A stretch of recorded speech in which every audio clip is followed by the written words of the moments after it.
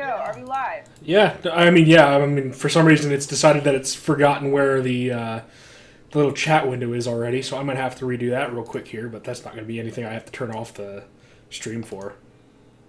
5, 4, 3, 2, 1. Hello and welcome to the Barcast, where every week the bar gets just a little bit or a whole lot lower. This week, your bartenders are going to be a non-pencil. Fuck you. Milk. Change the title at the bottom. I'm busy. Yay. I'm busy. We have Enigmatic Otaku. We're professionals, people. We have Milk. I'm still busy. Leave me alone. My name's Flutter Priest. Oh god, everything's going wrong. This week we have a very special someone that is at the bar counter with us. Someone we actually all collectively met in person at BabsCon, and since he's listened to the and considering he's sat in on a cast or two before, we thought it would only be natural to invite the maker of Ponyfinder himself, David Silver. Hello! Yes, there I was, walking through BabsCon, when suddenly these hooligans just dropped from the ceiling. And they said, "You're coming with us!" And I was like, "No, what did I do?" And here we are. That's actually really Accurate. true. Yep, that's what we usually do. Are your restraints nice and tight? There's a little give in them, but it's good enough. That's Because good, you know. we tied your arms up with ShamWows. Oh my god, no What one's the gonna get that fuck? joke, Enigma. What are you doing? Stop it. Oh. So if you haven't watched the Barcast before, and there's a very good chance that there are some of you who are tuning in for the first time, welcome. This is an entirely user-submitted podcast in which you, the users, suggest who should be the guests that we interview. And then you, also the users, get to submit the questions that we ask our guests. And in theory, this means that users get to ask deep, insightful questions that mean a lot to them. And most of the time, we just kind of troll them and make them miserable for about 2 hours.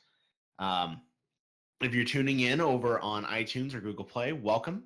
And we hope you guys enjoy what we have here today. We have an announcement at the end of the cast, so be sure to stick around to the end. And of course, the non-pencil is watching the Twitch stream to see if there are any questions live. Pencil, what is an example of a critical miss of a question? Really? Did you just do that, Chris? Did you just? I don't get to that do joke? puns anymore, please. God damn it! All right. If I'm Look, looking at the chat, few can resist the call to adventure, even in their phrasings. Oh, God. the drinking word yet, but I will explain it in just a moment. I just wanted to let you guys know. If you ask me a question and you try to ask it just with emojis, or if you ask me a question about fidget spinners, I know the fuck who you are. I know who you are who's been asking about fidget spinners. Fuck off. Then I will probably not ask your question. If you ask about dick size, I might ask that. So that's kind of where we're at today. As usual, there is a drinking word today. That means that anytime any of us says the magical drinking word, which is adventure, if you hear that word, it's time to start drinking. And I think our guest is actually really looking forward to forcing you all to drink. So I'm excited for this.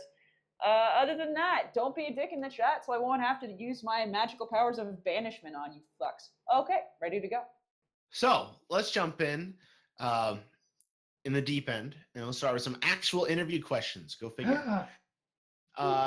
David, number one, introduce yourself. Who are you? What have you done for the fandom? And, what do you do in the fandom?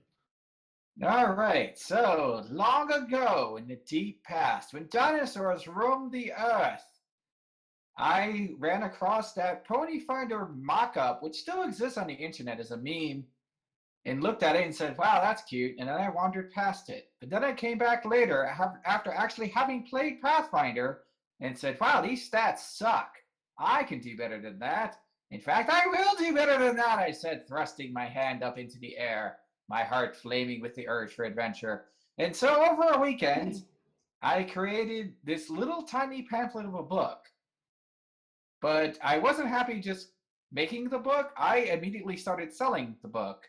And then people looked at it and they were like, wait, this thing that you made, it keeps hinting at this larger world. could you tell us more? And I was like, well, maybe. How much do you want it? Then Kickstarter happened. And so Ponyfinder was made. That's about the time that Paizo, the people who actually make Pathfinder, Yeah. kind of poked their heads in and said, yeah, you can't actually call your book Pathfinder in the name. It used to be called Ponies for Pathfinder. And they were like, yeah, okay. you really can't do that. And I was like, oh, sorry. And then we had this nifty little public vote, and Ponyfinder won out of all the other various choices. I'm forgetting what the other choices were, but I could look it up. Either way. And But so you got your name. Go ahead.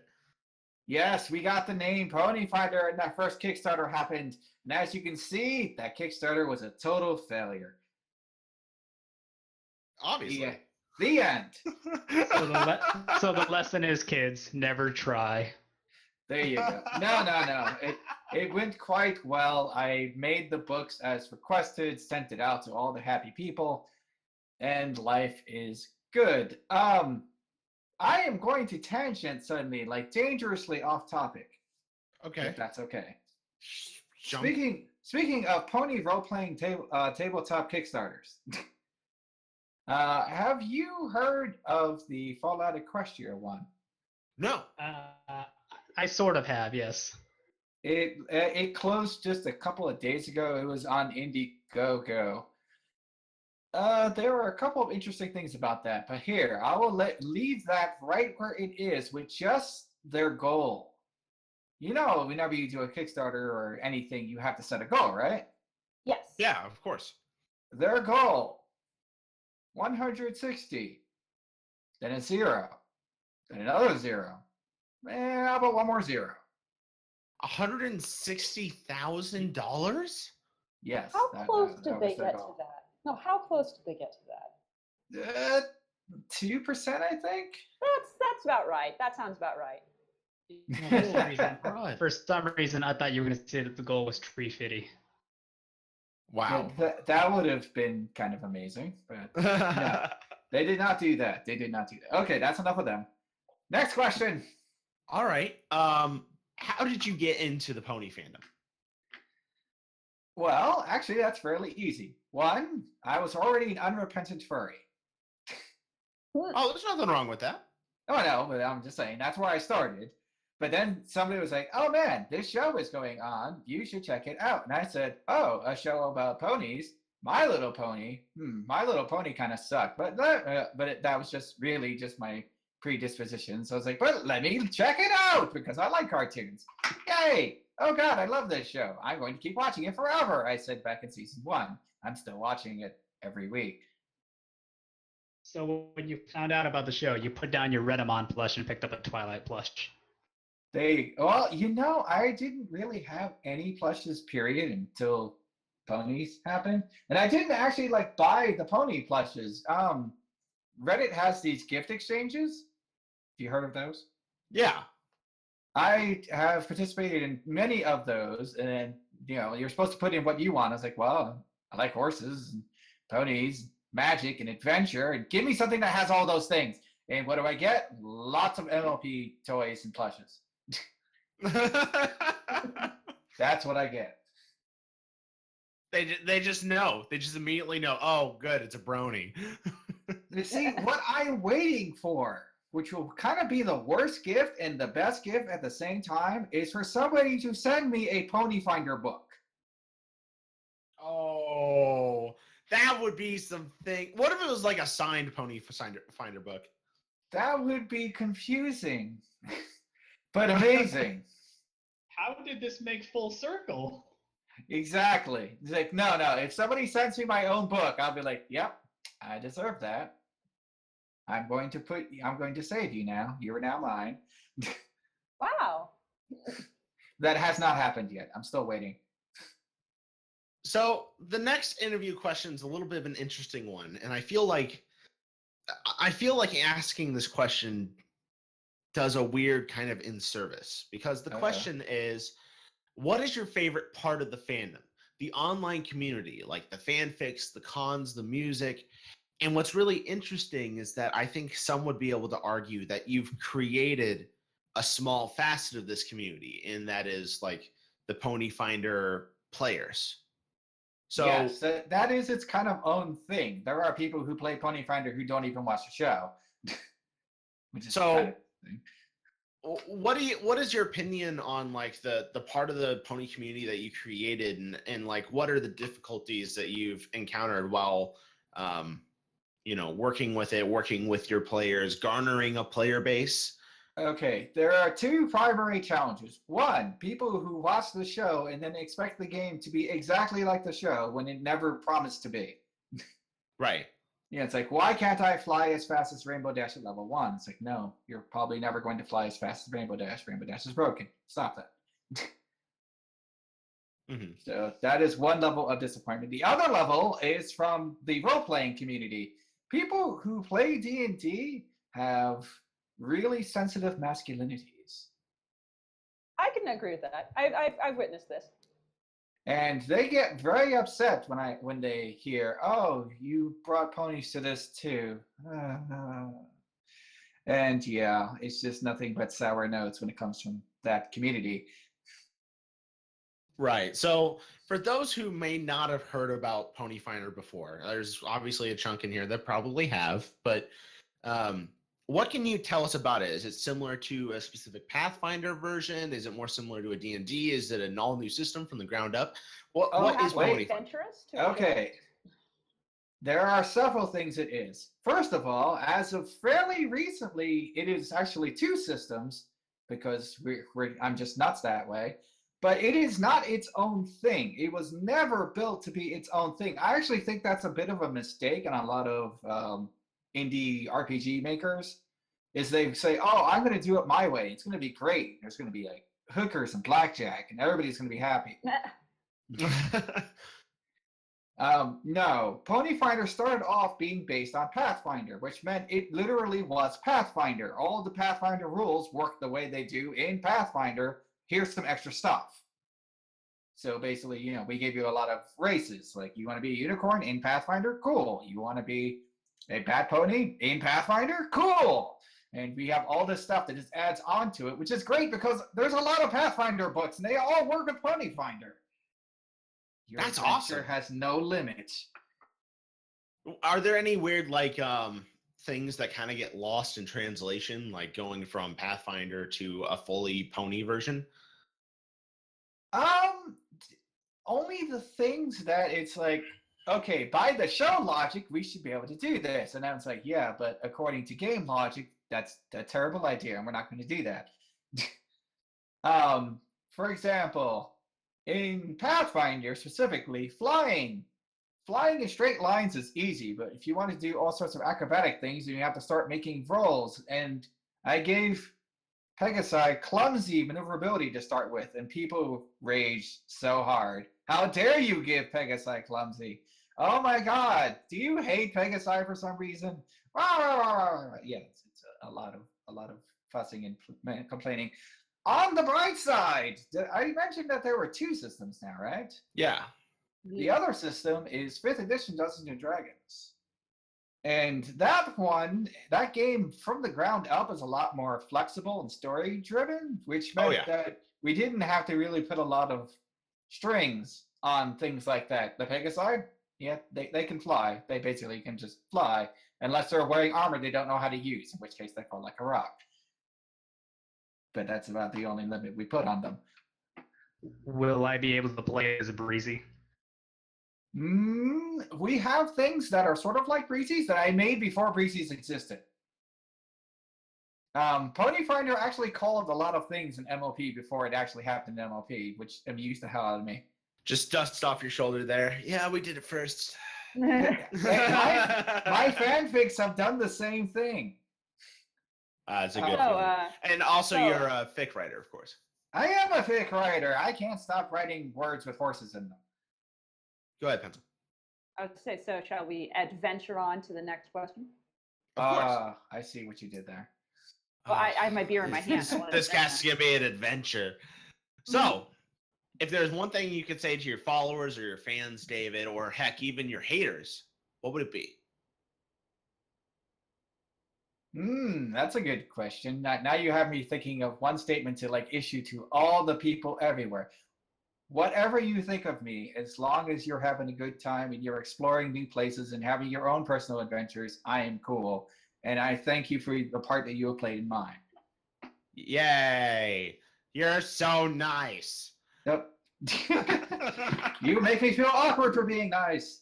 Oh, it's not. Doesn't he do that?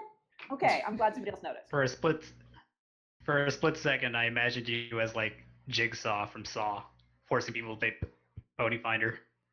Wow. Would you like to play a game? Oh God.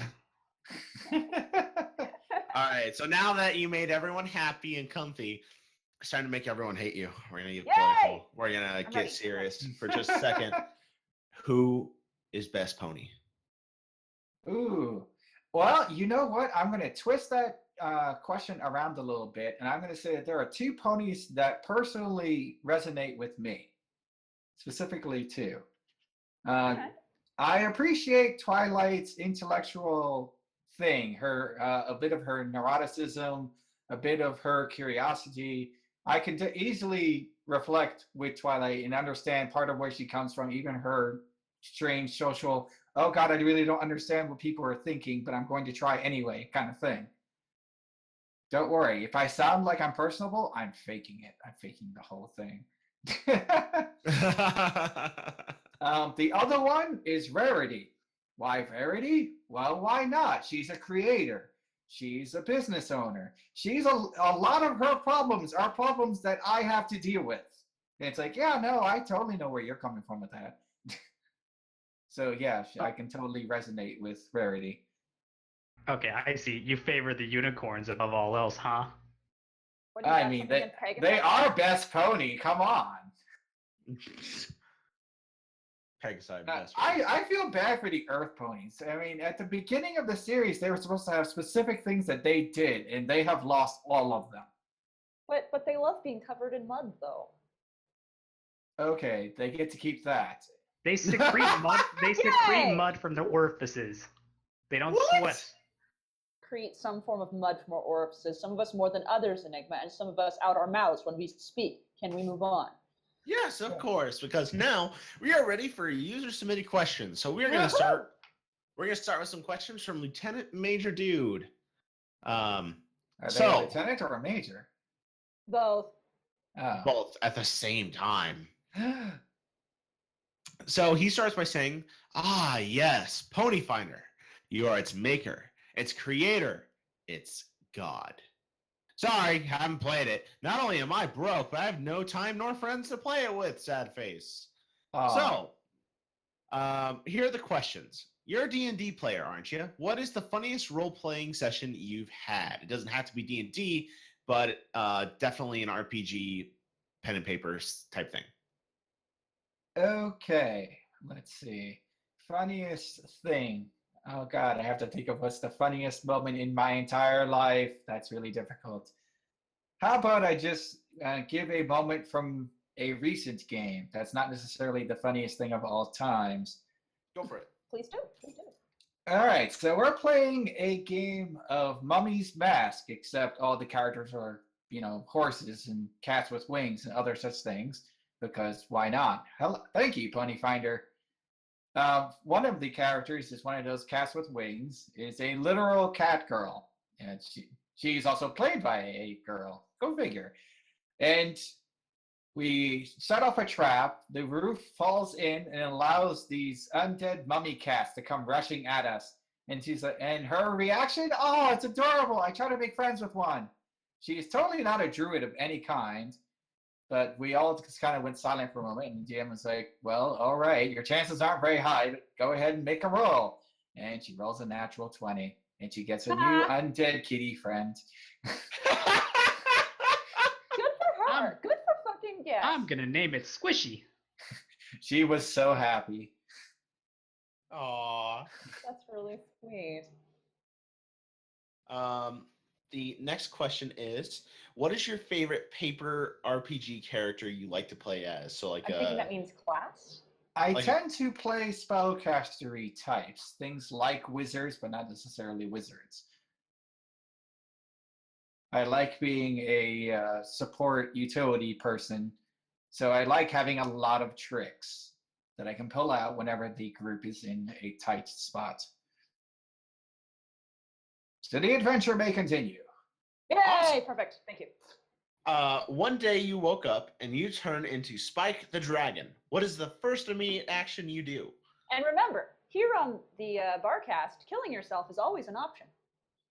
Whee!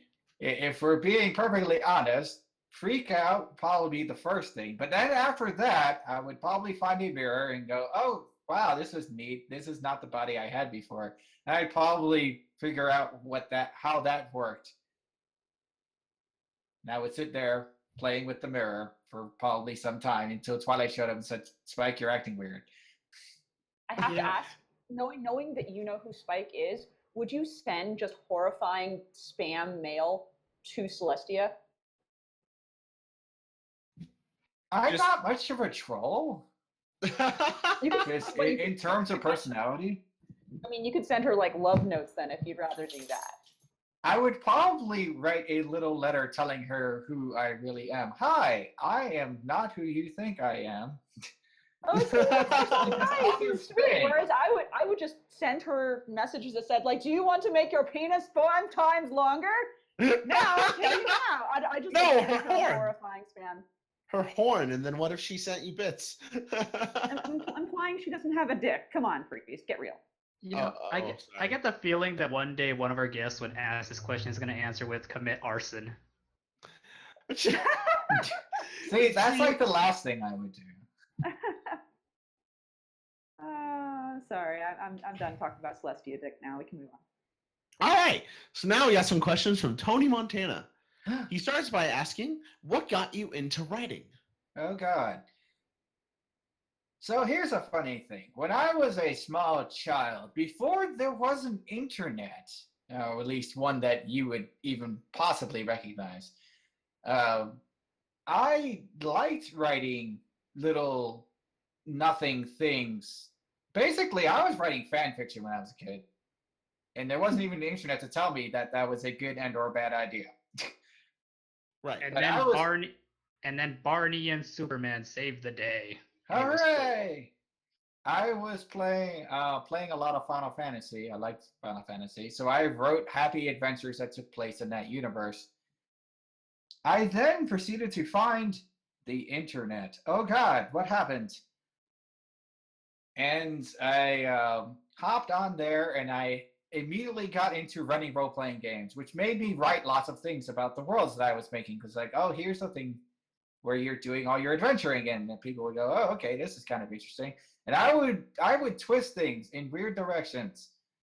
One of the longest things I ran was basically Furry Final Fantasy as an online game. And it was actually pretty big, as in 60 people logged in at a time, at any time of the day. Wow, that's actually pretty cool. I mean, oh gosh, there was this one game. And now I've forgotten what it is, and now I look weird. Oh. Keep talking. Go. Cover my mistakes. No one can do that. Anyway. Oh. No, it's fine. Priest, you need to actually ask questions, even if you're thinking of a game. I see. I can see that there are other questions to be asked. Is going to go silent. Yes, there are. No. There was a problem, and I needed to handle it. So, next question: are there any stories that you have written upon reflection that didn't end the way you had intended? So here's a funny thing about that. Remember that question that I like to keep asking, like every single writer that I happen to bump into in this chat, which is, do you plan your stuff or do you just write your stuff? As far as I know, I'm one of the only ones that just writes their stuff. I don't plan things. I have no idea what's going to happen next in my story until I actually write what happens next in my story. No, you and I are alike on that, actually. I especially when I take a premise and I say, this sounds entertaining, or I have an exact end in mind and that's it. And then I just write and see how it goes. Oh man, I love premises. Like I have had commissioners just like give me a picture and say, I want a story to match this picture. And I go, yes, I can totally do that. And I just run off with it. Vague prompts are better. If you try to make it too specific, it's not as entertaining as for like, can you write a story about what happens if a pony's feet are ticklish and they kick someone, I'd be like, yeah, I can write that. That's easy. And then he kicks him in the nose and then breaks and just blood everywhere. And Knows I would have gone nuts, but that's just me. right, fair. And that is the end. In the world of Ponyfinder, what kind of bathrooms do they use? What the? Do you expand around that? Well, let's see. I am fairly certain that they still have outhouses. Oh, so they Yeah. wipe with straw? I mean, failing that, you have a hole in the ground. Yeah, Yeah, like you can dig a hole. Right? I mean, and if you're really desperate, well, the river's over there.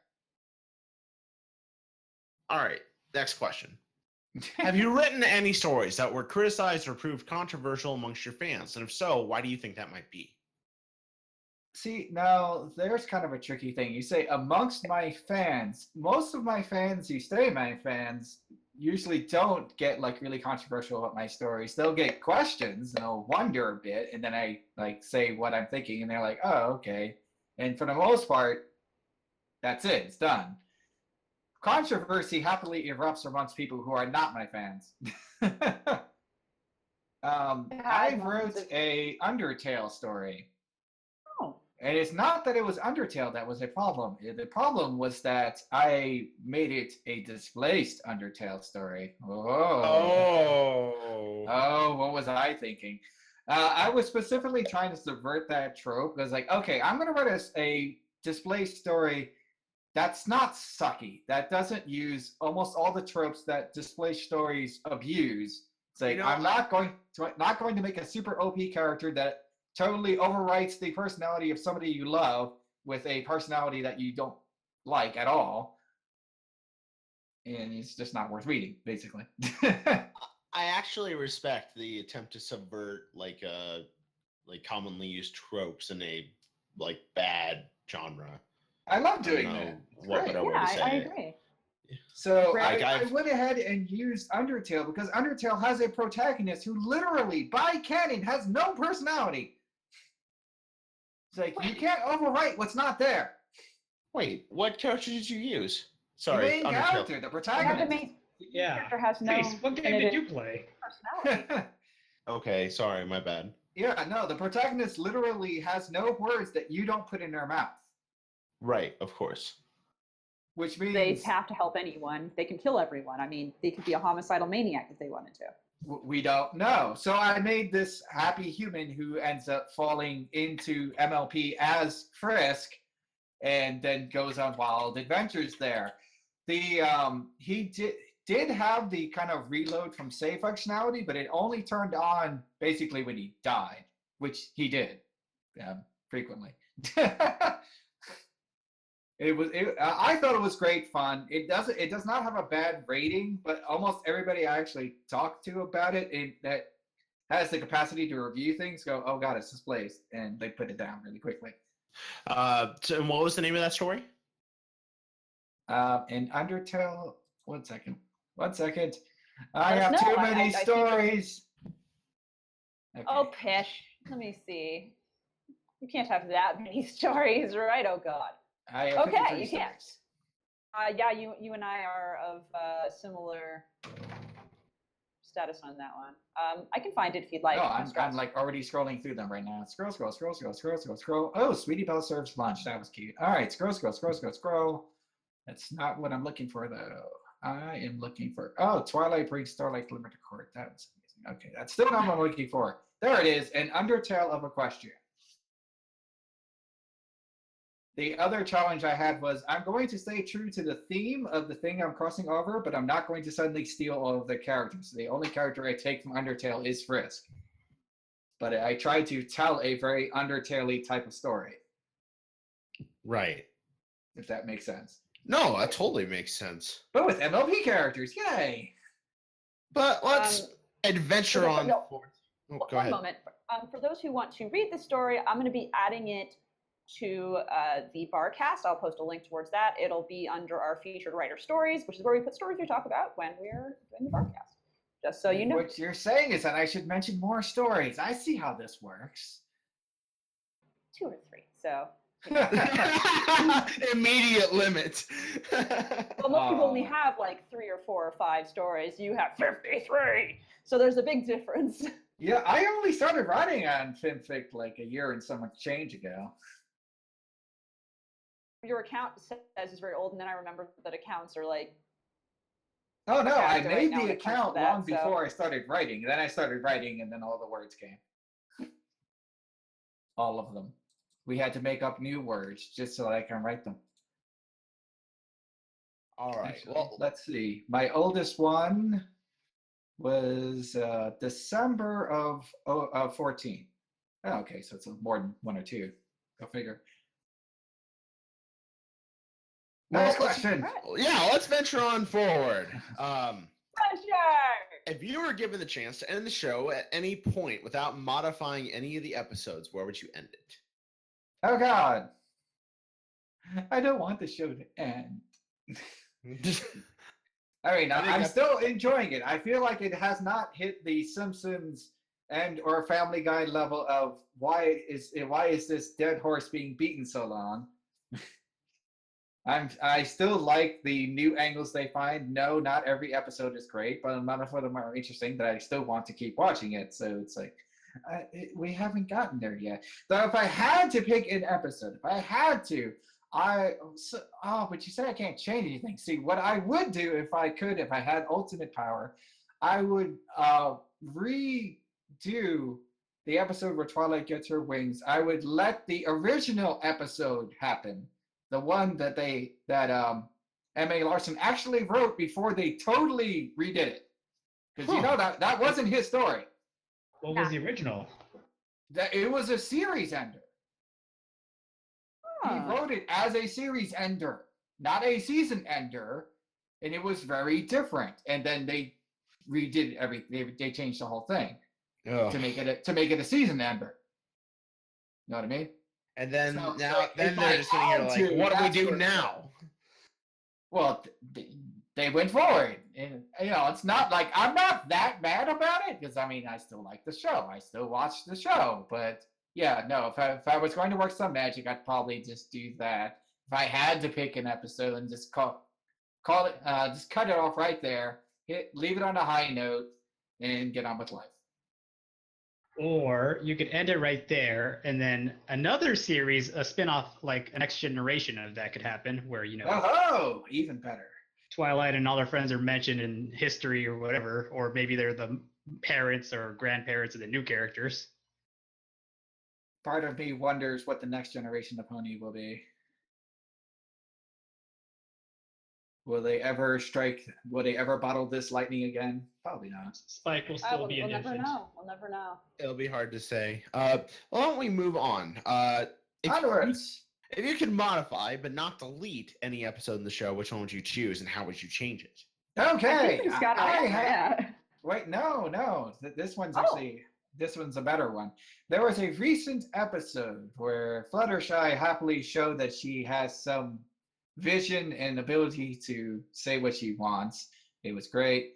I felt the ending could be improved with the slightest little tweak. Yeah, she got the 3 contractors and they all just kind of went off and did their own thing, right? You know what I'm talking about? Mm-hmm. And then she shows up and she's like, wow, this sucks. You suck. Everything sucks. And they're like, well, you suck too. And then they just storm off. And that's the end of their involvement. And I feel like that was kind of a missed opportunity because nothing was really learned in that episode. I understand that episode is mostly a showcase episode to show that Fluttershy has grown a lot. But they could have, here's my fix. They do their thing. Fluttershy comes in. She says, oh, this sucks. Everything sucks. You all suck. But before she can fire them, the animals show up. The animals show up and they tear everything apart just like they do in the regular show. In fact, you wouldn't have to change a single frame of that. Animals tear everything apart. And then that's when the contractors go, oh, this is not what we thought it was going to be. They apply their hooves to their faces, apologize, and say, all right, we're going to do this exactly the way you want it because you're the expert. And they're the ones that actually learn a lesson. And then, done deal. You know, I was so sure that the twist you're gonna do was that the giraffe talks. What? I approve, but that's not where I was going. Enigma, please. Anyway, What character in the show would you like to see more of, and are there any you'd like to see written out? Yeah, are you implying there's a pony that's not awesome? Uh, Heresy! Spite. Heresy! Are you saying that Jelly Pony is integral to the show? I do think there's one I pony. wouldn't be upset if Jelly Pony suddenly showed up.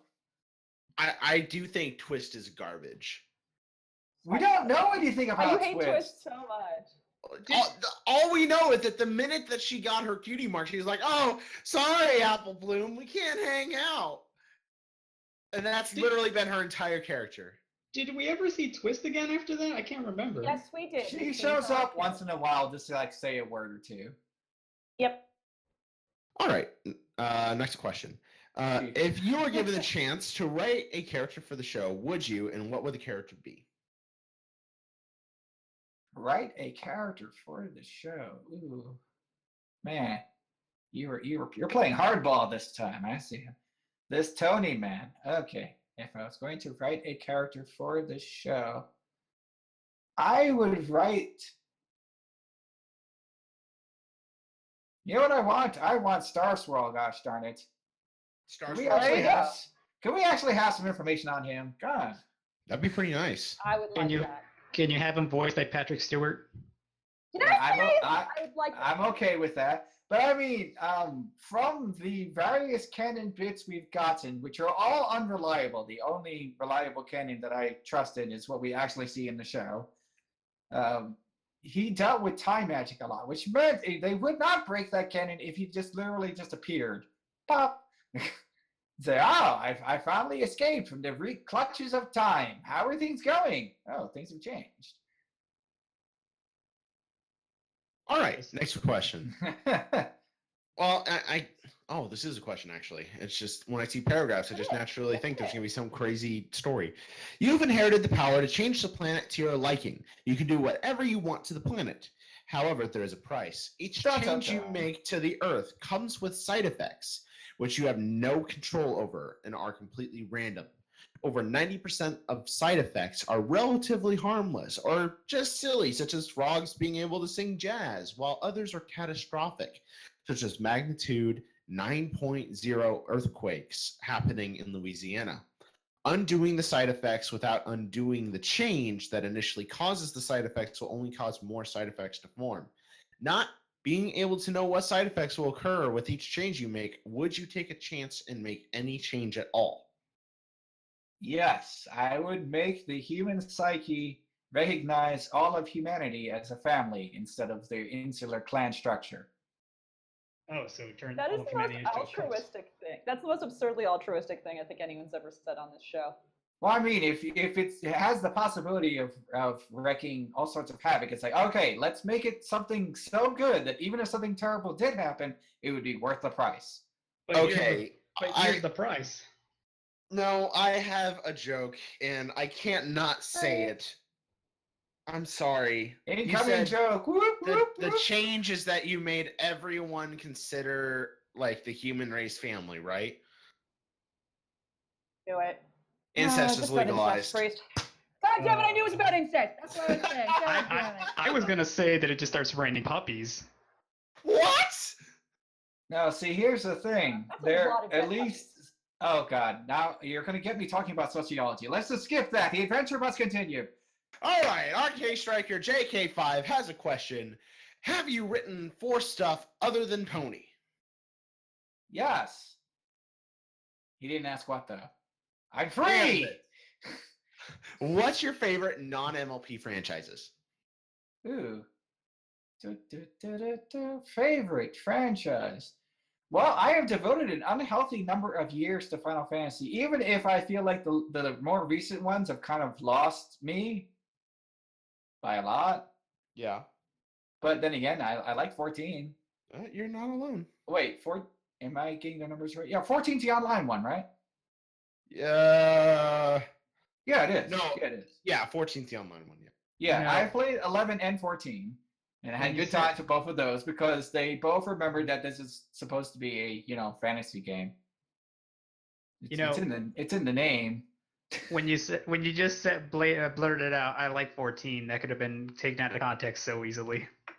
If you're going to say anything in never mind. I'm not even going to suggest it because I think I know what Enigma's implying and I don't really give a shit. Next question. Now, questions from Dash Loon. If you could, would you? I feel like there's something missing from there. However, I think I've proved that I do things that I could, or else I wouldn't be here. Yes, correct. The answer is yes. Yes, correct. Good job. Good job. How would you eat your steak? Ooh, I'm going to judge you. Let's do this. Oh, I'm being judged. Well, since I don't trust random places, I tend to get medium well. What if you had? Well, no, I'm saying, what if you're cooking your own steak? Then I tend to cook it until it feels right, and then I eat it. That's actually kind of fair, yeah. But you're not cooking it till it's gray in the middle, right? You're not cooking it till it's gray in the middle, right? Are we? I have very often sliced into the steak that I have cooked and had juices go flying everywhere. As it should be. That is the entire way that it should be. Okay. And then I ate it anyway. Nom nom nom Right. nom. Some delicious cow juice right there. It should be juicy. It should be juicy. If it's gray in the middle, you're doing it wrong. The Barcast officially states that rare is a good way to take steak. So, moving on. Would you have fun with Enigma's Dragon Tit Abomination? What the fuck? Wait, what? Is this an actual question? That is the That's question from Dash Loon. Would you have fun with Enigma's Dragon Tit Abomination? So this is Ember the dragon. Has actual female tits, like woman tits. Would you enjoy this? Yes or no? He's a bit confused here. As context, I wrote a story where Ember was anthro and she had dragon tits just because, why not? She has breasts. Exactly. The dragon. Okay. He's asking if you would. Well, I will start by noting that I am a 37-year-old virgin. So yes. Moving on. We'll just let that lie. Forgot to mention that rule. Fuck. Let's move on. I'll just let that lie on the floor then. We'll move to a question from Balloons 3. What is your favorite story that you have written? No! I have written too many stories. Let's see. I'm going to come back over here. Favorite story that I have written? Oh my god. You know, at this point, I am like quickly scrolling through all of my stories. Well, it's okay. We can come back to that. Just think about it. We can come back. The next question is from Cubert Snuggles. You have 3 minutes in Equestria. What to? Let's see. I would determine how close I am to a powerful spellcasting unicorn, approach spellcasting unicorn, and explain my situation as quickly as possible so they can possibly fix it. Very fair. Then let's go to... Did Pinky Explores the Dark turn out the... Oh, did Pinky Explores the Dark turn out the way you thought it would? If not, how badly did we screw it up? You guys did not screw it up. My entire goal for that story was I was challenged to write a dark story. And I was like, okay, I'm going to write a dark story, but never forget who my character's true natures are, and that this is MLP at the end of the day. And that is kind of what I stuck to. That was just what was in my head. And we managed to pull that off, I think, reasonably well. We had a nice dark story that ended... Well, wait, that'd be spoilers. So I'm not going to say that. But no, I really like the way that story ended up. Awesome. We have a question from the chat. It says, David, will the space squid Cthulhu settle down to raise squidlings or terrorize Prince Silver and his royal herd? That feels like a very spoilery question. If you're asking if they will have spawn, yes. However, the timeline of that spawn might be actually thoroughly outside the story's scope, because Cthulhuoid creatures usually aren't in a hurry. Well, there you go. Lovecraftian creatures, but okay. Now, I've quick. heard Lovecraftian, I've heard chthonic. There's all sorts of different terms for that. Now, quick. Over to Pencil. Pencil, do you like puns, specifically ones involving your username? I've heard a lot of them, and they're okay usually. Okay, we get the point. Now, back to David. Oh, Is it too late? Still mad at you, Priest. it's never too late. Insert song reference here. Next question. What's your favorite flavor of cake? I'm gonna instead answer what my least favorite flavor of cake is. I don't like chocolate death, and that goes for cake and ice cream. If it's just chocolate on chocolate, I'm not interested. Chocolate is an accent, not a main flavor, in my opinion. Okay. Next question. Cat pones, yes or no? Sure! In fact, we have the stats for cat pods in Ponyfinder. I was about to ask. The adventure, we have you covered. All right. Wait, Next question is... will you also include food ponies into the Ponyfinder? Sorry, which pone? Food ponies. No, we do not have food ponies. We have fox ponies. Ooh, now I'm interested, but let's push on. Mobile Sam has a question. How do you feel about cabbage? It is an acceptable vegetation. I will gladly eat it as almost any other green given to me to go with my meat. Whoa, lewd. Okay, moving on. Question from Glitch319. Do you have a favorite game? And if so, what is it? My favorite game is very mercurial. At the moment, I am playing Path of Exile because I've managed to rope a bunch of people in my Discord into playing it with me. And those games are much more fun with actual people that you know. Just in case you don't know what the heck that is, that's basically a Diablo clone. All right. Yeah, I've actually played a little Path to Exile. It's pretty fun. There you go.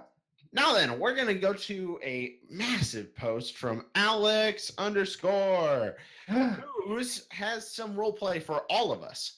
The podcast is releasing official merchandise, starting with Enigma. Oh. One of the products will be a t-shirt with your beautiful face on it. However, budget constraints and good taste means that there can only be one design. Even though there are so many wonderful expressions to choose from, including the someone finally hugged me face and the oh my god steak face, the classic I'm being licked and this it might be arousing me face, what one do you choose? Probably the licked one. Thanks for that, Enigma. Thanks. I now can never ever think of the time I licked your face without thinking that you might have been aroused by that. Thank you for that. I just like the expression Priest had in the back. Well, now it's your turn, Pencil. Ah. Because it's been decided that the fully posable non-pencil action figure with a 360 articulation and durable accessories should also speak your most famous catchphrases and or quotations when her stomach is squeezed. What one or ones do you select? First of all, if you squeeze her stomach, she should just vomit. Just saying. I think that would be much more fitting. I think that's more fitting. But if there was a catchphrase, it'd probably be, oh my god, Enigma, you piece of shit. Or what the fuck is wrong with you? if you squeeze in the stomach, we'll spray cheese come out the mouth. Spray cheese. You could attach it to a spray cheese can. That would make sense as well. Also, please don't create an action figure of me because I know some of you out there, one of you fucks will stick it up their anus. So please don't do that. Speaking of anuses, Milk. Wake up. Okay. Okay, now I'm good. You are in charge of the plushie development, and obviously you want one to have a unique smell that reflects you and your colleagues' distinctive personalities and quirks. What sort of smells come to mind when you think of your fellow barcasters? I can't help but feel the beginning and the ending of that have nothing to do with each other. Yeah, that happens. You know what? Let's just say completely fuck it and douse everything in Bebsy. Bebsy. Bebsy, yes. Can I smell like kerosene? Kerosene. Fire and burn away your shame. Huh.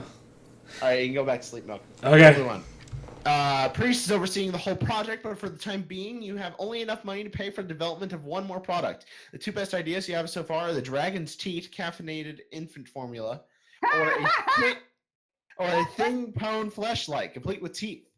What idea do you pick? Whether one of these or something else? Honestly, let's go with the thin pone fleshlight because someone's into that. So That's fascinating. Let's do that. We're all targets now on David Silver because you have bought a Barcast brand screaming closet for $329.99 before tax. And you had to wait 3 long days for its arrival. But when it was finally delivered, you were disappointed to see it just looks like a quite cheap and slightly worn wardrobe. Nevertheless, you drag it to your bedroom and place it against the wall opposite your bed. This is when you get your second disappointment. You can't open it. The doors are stuck fast. However, you decide to keep it. After all, this is a limited edition designer item, and the Barcast has a strict no returns policy. That night, when you go to sleep, you are suddenly awoken by high-pitched screaming that seems to come from the closet. Sometimes it moans or cries, but it nearly constantly makes some sort of unsettling noise. Not only that, but when you are lying in your bed at night, you swear you feel like you are being watched from darkness. Eventually, you can take it no longer. You get up, grab your trusty crowbar, and start to prise the doors of the closet open. You just can't stand the screaming. After a while, you break through the hardwood doors and you're able to pull them open. What do you see inside? Dun, dun, dun. Clearly, it was a interesting attempt at the Barcast crew to get in my house. Well, I mean, you're here right now, so it worked. No, I'm just saying, I open it up, there you are. There's all of you. Just All of us, yeah. on top of each other, just all sorts of disarray, smelling probably terribly because, there's not a lot of facilities and closet thing. Right. It's like, oh, there you are. I was wondering why you haven't done a podcast in a while. Alex We at were his course waiting. the Trojan closet. All right, now we have some questions for you from Trixie Forrester. Hi, Bevib. Time for questions. What is your favorite letter? E. This podcast is brought to you by the letter E. What is your favorite number? 42. What is your favorite fruit? Peaches. Neil Patrick Harris. Anyway. I'm going to go with peaches, but they have to be slightly unripe peaches, the kind that you can actually eat like an apple. Oh, I do like those. Don't peaches have wasps in them? Only if you do it wrong. Enigma does everything wrong. Oh. He does. Well, enjoy your wasps. I just don't know what went wrong. So, next question from Trickster Forrester. What is your favorite style of sword? Style of sword? Yeah. Mm-hmm. It's like, I haven't really used a sword in real life before, but are we talking like what I want my character to use? Yeah. I'm going Like there's broadswords, long swords, short swords, scimitars. Horseman swords. Scimitars? You want to say that again? Well, you know what? I'm going to be boring as hell because now I'm thinking back to Dark Souls, and most of the time I ended up using ye old trusty longsword. Fair. Please don't go back to the scimitar. All right, moving back. What is your favorite species of whale?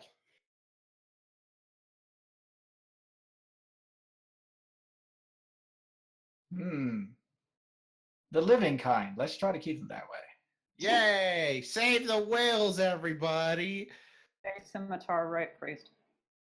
Scimitar. It's an adventure that can't be ignored. Thank you. Woo! Adventure drink! Scimitar whale. All right, now I have questions from the other guy who writes something in all caps, so clearly I have to scream it. Pardon me for one Hey! Wait, was that the question? Nope. Here we go. Can someone explain to me why my cat is acting like such a pussy when my dog is acting like a bitch? They've been running around the house for hours. I mean, if you want to fuck so bad, we can have a threesome, goddammit. I'm afraid to inform you that you are experiencing the natural world. I understand that this can be disorienting and confusing and possibly a little alarming, but take heart. Your adventure is just beginning. I love that answer in every way. It got me to drink, and it was hilarious. Nicely fucking done. I'm gonna drink now. Next question.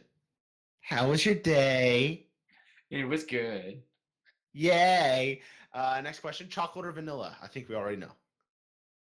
Of those two, vanilla. But vanilla with a little chocolate in it, perfect.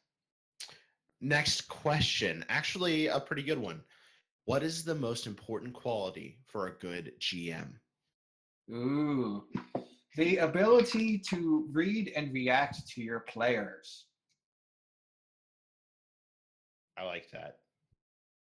Now we have questions from Killscreen, who is in the chat and for some reason still liking us. It's great. Well, first of all, can I just tell him that Killsy-kun, I'm sorry I insulted fidget spinners, but like I mean you understand why, I'm sure. Anyway, that's all. Which his first question is, David, Silver, what color is your fidget spinner? It appears to be transparent because I don't have one. Woo! Right answer. Man, we've only had one fidget spinner on this cast so far. Next question. Yeah, Are if you I was going to excited? get a fidgeting device, if I get that really weird cube thing. Oh, I've got one of those. They're great. Fidget cubes are really entertaining. I'll give that. You mean Rubik's cubes? No. No, fucker.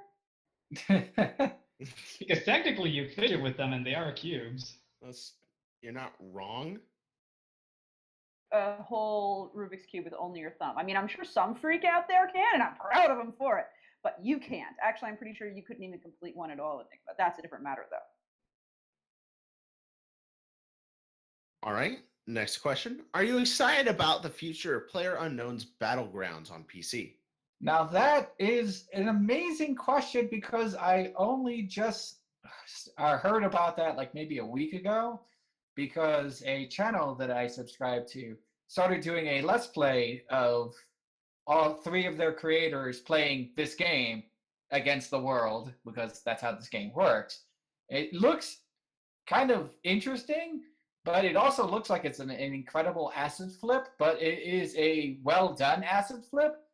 In terms of it actually has a unique premise. So thumbs up on them. I hope it goes places. Would I like to play it? I'm pretty sure I would die terribly every time. We got a question from the chat now. Dragonborn Kitsune wants to know, so, Silver, who draws your fanfic art? Most of the time, nobody in particular. If somebody, especially if somebody asks for a story, I will then hit Google, type in the thing, find a story, find a picture. I will then use the story like a horrible bandit. But that's kind of what I do too. Yeah. I also then immediately go to that image, you know, like where it's on DeviantArt or wherever, and I will post, "Hi, I just used your picture. I did not ask permission. I'm very sorry about that. If that bothers you, I will take it down immediately. Just let me know." And then most of the time they go like, "Oh yeah, that's cool." But I give them that option so that they can say, "No, take it down now," and I will take it down. Hi, I just broke into your house and stole your jewelry. I should really be that courteous. That's a really good practice. I just always make sure I link back and like in all capital letters and shit and make sure there's always a link to their profile. But no, that's a really good practice. I should start doing that. And also to those who do take art that way, don't label it as giving their story extra publicity. Yeah, Please fuck that. don't. Please don't do that. No, I just say, I wrote a story and used your picture as the title. Right. No, I'm not accusing you of doing that, David. We had somebody who tried to pass off. Was like, yeah, we could get exposure for your art if you let me have some for free. I was like, If you are a creative person, you must learn that exposure is a toxic word. It's true. It is. is super, super toxic. I mean, unless like CNN shows up and says, "Hi, yeah, we want to do like a piece on you." It's like, okay, that's exposure I want. Sure. Yeah. And then, if I may rant for like literally 1 second, one of the reasons I think Huffington Post can go fuck itself has nothing to do with what's on it. It's that they don't pay their fucking writers. Ah, no, that's not cool. They talk about it being for exposure because Huffington Post is such a big name that it will help your image. It's like if you're such a big name, you can fucking afford to pay your writers. Don't write for them, guys. Find a different one. At least Cracked fucking pays their writers. It's true. Ask Brony Writer. He is a cracked writer. So, moving on. If you had to incorporate any aspect of Quentin Tarantino style writing into your game, what would it be? Okay, there's an immediate fail there because I'm terrible at famous people, and it's like Quentin Tarantino. Oh, yeah, he's a famous guy. Oh, I can help. And I can help. thought- I can help. I can help. Go for it, Pencil. I can Let's help. go. Kill Bill, Pulp Fiction, Reservoir Dogs, Inglourious Basterds, Django Unchained, Death Proof. Need any more help? No, but it's amusing because I know all of those things and have actually sat down and watched 0 of them. Oh. You've never seen any of Tarantino. He's a very definitive style. He's not for everybody, but Pulp Fiction, it'll give you an idea of his style pretty. He does have a running theme of gallons upon gallons of blood, more than the human body can have. So yeah, I usually avoid that kind of thing. Well, Basically. then that explains that. Not everything. Not everything. But I mean, even in my writing, I if there's blood, it's there for a reason, and only as much as should actually be there.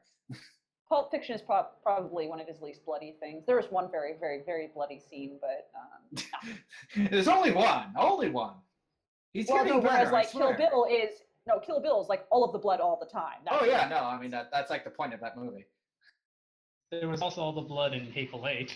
Yeah, that. All right. Also, Jack Brown, whatever. Last question from Killscreen. Who is your favorite fandom DJ, and why is it Killscreen and his sexy ass face? All He has right. an ass face? He has an ass face? All right. You guys were talking like I was being too altruistic and nice, and I'm going to say a not nice thing now. That was Yeah, 'cause probably Killscreen's right there. controversial, and everybody's going to hate me. Killscreen's right there. I'm Go so for ready. it. Pony music. Most pony music I don't understand because the only thing that makes the pony is the title of the song. Unless I'm like, I could There- see that. There are some that use like pony clips and audio in order to create a story, and then there's actual like no, Prince whatever. those get a pass if they actually like use little clips and things, but they usually don't. Are you thinking more along the lines of like I'm trying to get more information here. So Sorry. let's get an example of like Prince Whatever. He doesn't use clips from the actual show, but he will write about like Rainbow Dash and Gilda, and maybe not always use the names of the actual ponies. Is that what you're referring to? Well, wait, we're talking about music though. Is he actually like singing about them? Yeah. I mean, if he sings about an MLP character, he passes. Yeah, seriously, I think you just have listened to the wrong music because the vast majority of My Little Pony music I've heard incorporates either singing about the characters, clips from the ponies themselves, clips of music from the show, sound effects from the show itself, etc. Like the vast majority. Huh. Okay. Or- Yes. You have definitely had a different pony music experience than I have, because like whenever I just run into a random video, it's usually just somebody doing music that they say is pony because they said it's pony, and it's like I don't get it. Huh.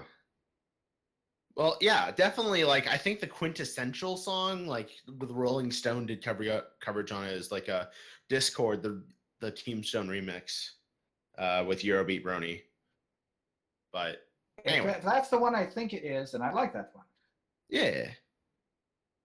All right. So- So apparently my opinion wasn't nearly as controversial as I thought. I suck at being controversial. What the heck? No, it's all good. Nah, What's up, Pencil? said nah, you're good. Okay, cool. Because now it's time. Sorry, let me get the voice. Wait, are you saying the adventure is about to begin? About to The begin. adventure it will begin. It's time for questions with Byline. That was great. I like the little like the the little what's it called? Vibrato at the end. Thank you. It was nice. I tried something new today. Vibrato with a V. Did you just say that? Vibrato. Vibrato is with a the, as in. We talk about fucking reverb. enigma? Yeah. Anyway, moving it's- on. It's music stuff. Moving on. First question from Vylon is, what are your inspiration for your works? Well, I mean, each one is just a little bit different. I have a basic idea, and then I run with it. I run with it like a horrible quarterback that doesn't understand where the end of the field is. It's a very confusing kind of situation. Well, I mean, Sorry. fair, but like, is there like, I was about to say, do pictures get you off? Do pictures get your like creative juices flowing? That's worse. That's still worse. Priest, that still sounds like you're asking whether or not his dick gets hard and cum comes out. I mean, Wait. It really varies depending on the story. Some stories were inspired specifically by a picture. Gazing to the Ocean of the Sky, one of my most beloved stories, at least in terms of upvotes and views. That one was inspired by the picture, and I'm pretty sure most of the views are because of the picture. That actually, yeah, sometimes that happens. But yes, It's weird. it is just a picture of this dolphin kind of pony working on a mechanical leg for herself so she can walk on land. Oh, That's that it. one. And I looked at that and I was like, wow, I could think of so much story behind that just looking at that picture. And then I started writing, and then I kept writing, and I kept writing, and 100,000 words later, we had an ending. The All right. ending is still open for a sequel. Oh God. Ooh, prepare. Next question. Next Are there question. Are there stories you've made that make you cringe when you look back on it? Ooh. Well, let's see. My really, really short Silververse one-shots were all incredibly terrible. The first story that I ever published online, pretty awful. Yeah, no, those are pretty much my most awful examples I can think of. As a note, despite the fact that it's awful, I still sell it. Good job. No, that's not sarcasm. Amusingly, people seem to like it, so good on them. By the Oh, way, we have a question. We have a question from the chat. I'm sorry to interrupt you. Oh no! Question from the chat. Boulder asks, "Does Priest's flurry baby fetish bother you?" What the fuck? I don't think I'm aware of this, so I guess it doesn't bother me because I'm not aware. oh, you're not aware of the baby? Have you seen the baby? The baby is awful! Wait, are you talking about Flyheart? Have you Yes. seen that baby? And there's lots of interesting things about that baby. We need to be a little more specific. It's to summarize, Priest was trying to explain that the worst princess was the baby, but the way he tried to explain it was very vague, and instead it was just him saying, "Guys, I gotta tell you." It's like, "Priest, it sounds like you want to fuck the baby." He's like, "No, that's not what I," and then we've never let him live it down. She's like, come on. Nice. Have you It seen the sounded baby? oddly sexual at the time. I mean, Sounds here's very sexual. okay. See, here's the funny thing about her being the worst princess. She has the most legitimate claim to that title. Because she Wow, was born no. out of royalty? Because her father was never royal. Just saying. Maybe No, a royal pain in the ass. I mean, she's the daughter of the empress of the empire. Yeah, she's The a donor? princess. She's a The princess's donor. daughter. She's a Hold on, princess's guys. daughter. No. I wanna jump on this for a second. Empress Cadence. Again? You want to jump on the baby What again, the Priest? fuck is wrong with you? I mean, it's the Crystal Empire. You rule an empire. What does that make you? Empress Cadence. It's great. I'm gonna use that. Oh. But I'm saying she is the daughter of the ruler. She's a princess. She's the most legitimate princess in the entire show, just by that. She came out of Royal Vagoo. Exactly. She qualifies. She totally qualifies. And she came out coated in royal jelly. Can we move on now?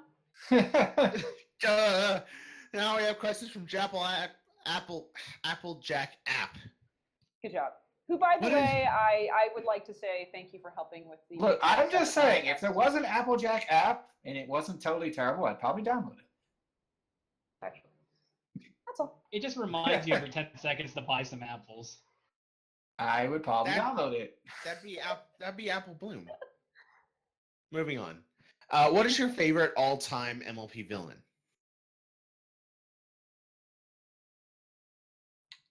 Now, that seems like one deserving of a two-pronged answer.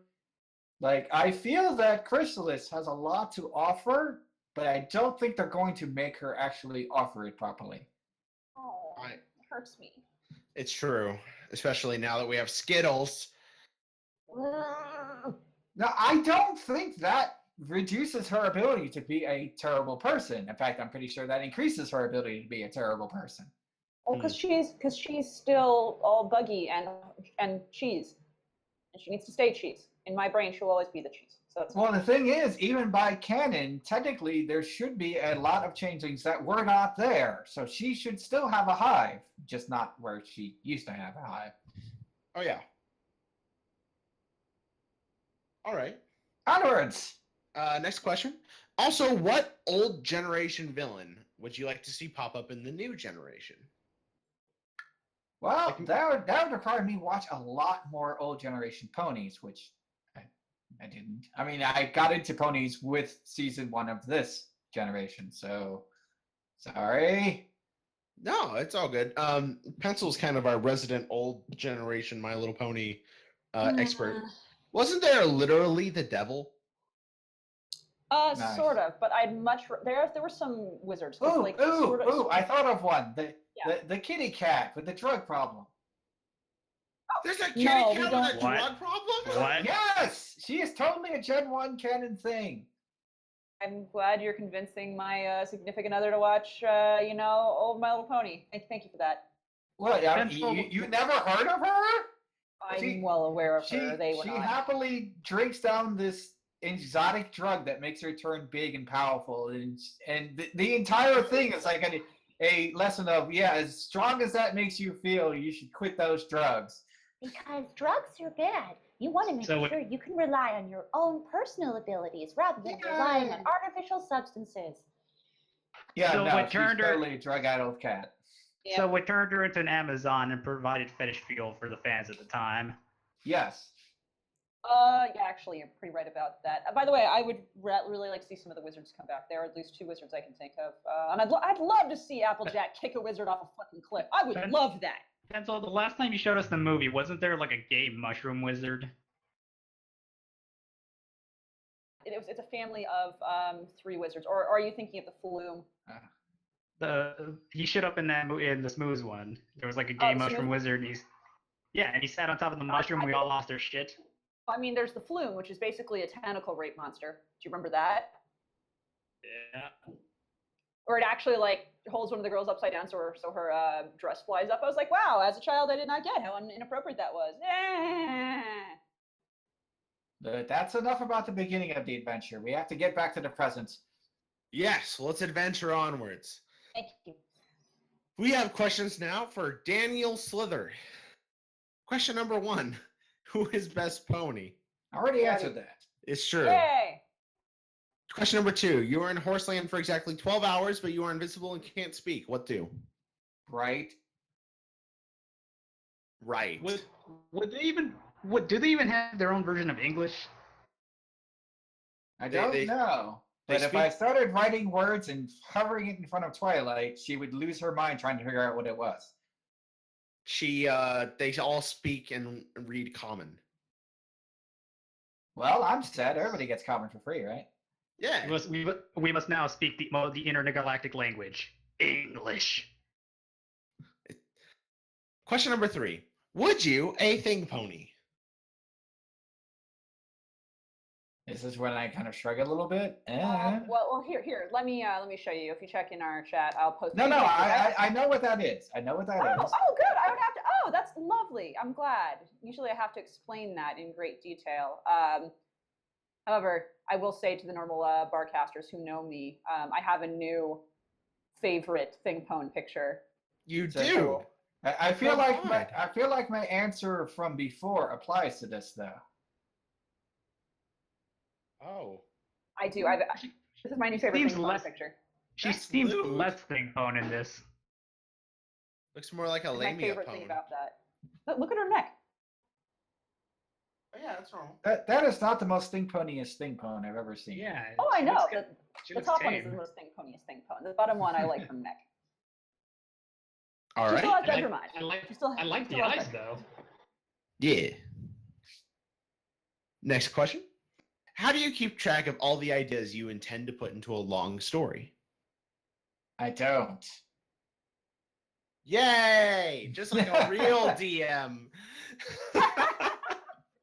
I mean, That's one thing that kills me about one of the campaigns that I run. Not to go off, but I have a guy who literally just sits and takes notes on everything that's happening. So if I pronounce a name wrong or forget one tiny detail, he goes, "But wait, you said this." It's like, well, I was fucking wrong.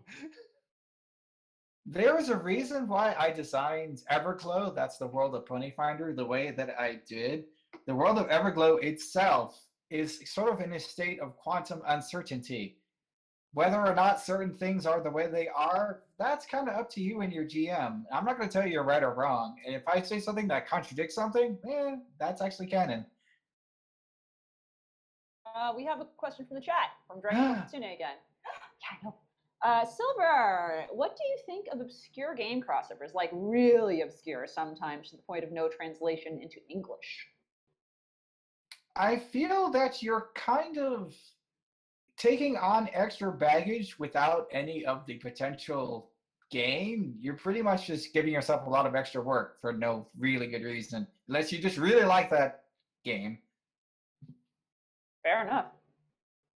So I mean, yeah, the whole point of a crossover is you're bringing in an IP that theoretically people will go, "Oh, I know that thing that you're doing,"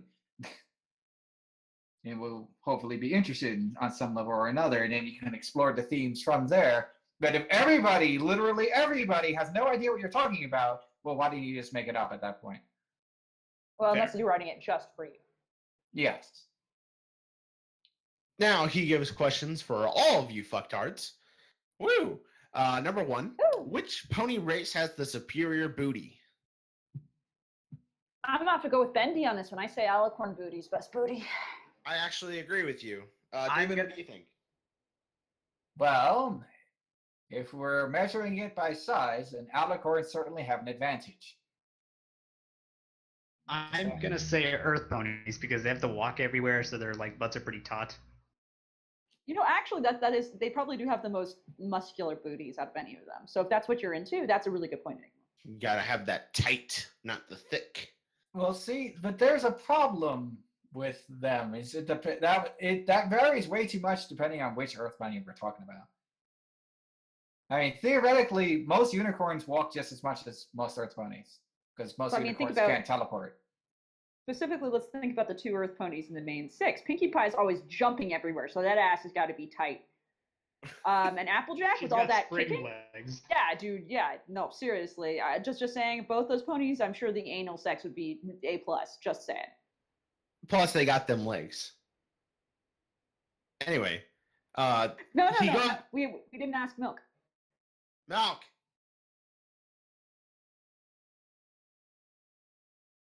Which ass is most fat of pony races?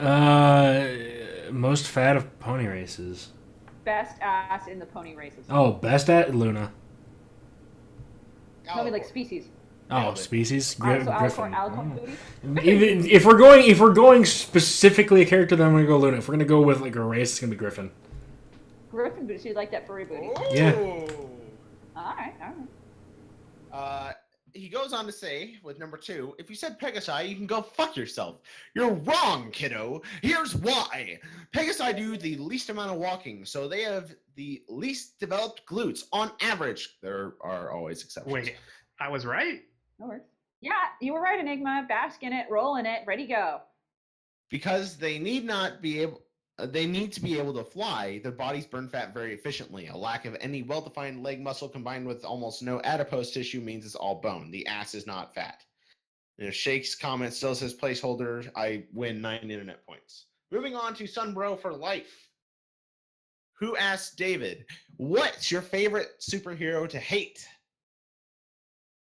Let's go with Superman. He's always an easy hero to hate. I'll high five you on Thinks he's that. so perfect. Yeah, Superman's only interesting when he goes evil. Or when he becomes a communist in Otherworld, just saying. Yeah, and sometimes he's boring even when he's a villain. It's true. Yeah. Next question. What is your favorite boss fight, video game or otherwise?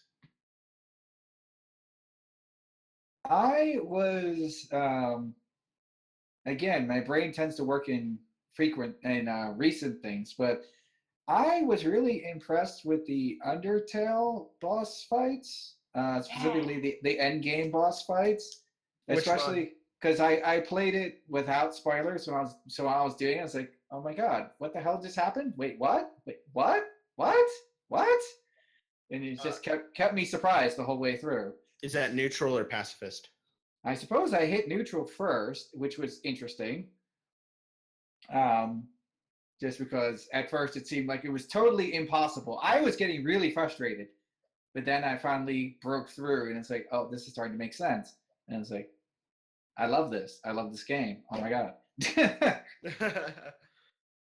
Wait, why is it ending? No. Then you go back in and get the pacifist run. Yes. Of course. Next game. Crap. Next Wow. question. Do you even praise, bro? You can't see it, but I'm phrasing right now. Woo! Next question is from Nagel Navari. I've seen them Newcomer. before. Don't trust them. Will the lost short legs ever return to Everglow? That's a question that only your GM can answer. Ooh. That is a species that, by the main canon lore, gets utterly wiped out. They're gone. However, I still give you the rules to play one and occasionally refer to them because maybe they didn't die in your world. That's up to you. You know, when I hear the name Shortlegs, I imagine like the pug version of a pony. Think more of Flufflepuff, really small. Oh, Yeah, one of those Shetland ponies.